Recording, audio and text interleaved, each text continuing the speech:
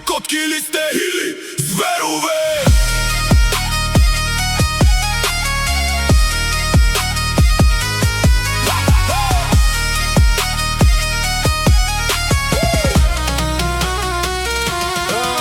Аз съм българче и раснал в дни велики в славно време. Сега като се огледам не виждам нищо от това около мене.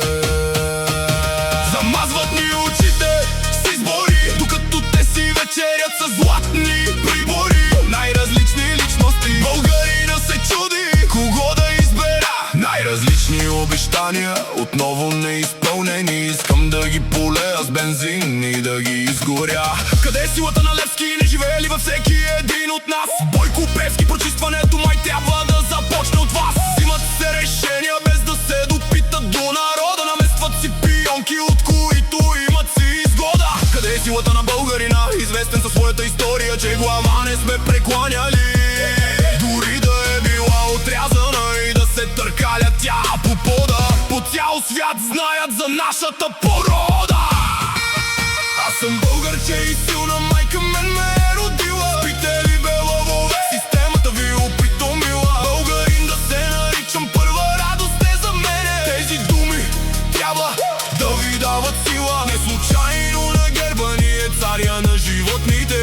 Домашни котки ли сте или зверове?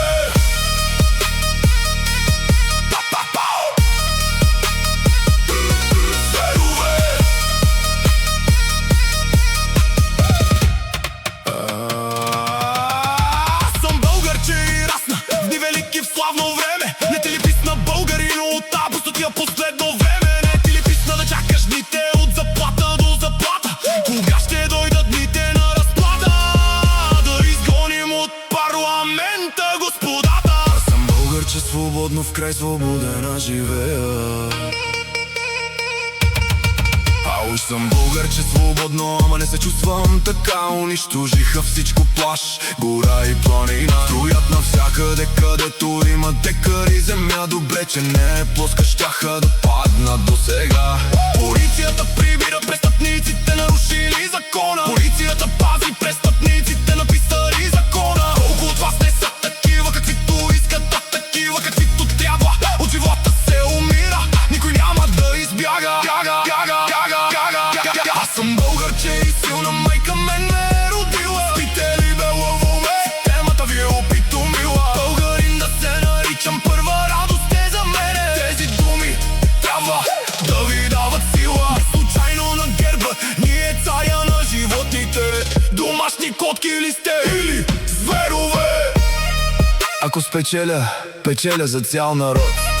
Ако загубя, губя само мене си.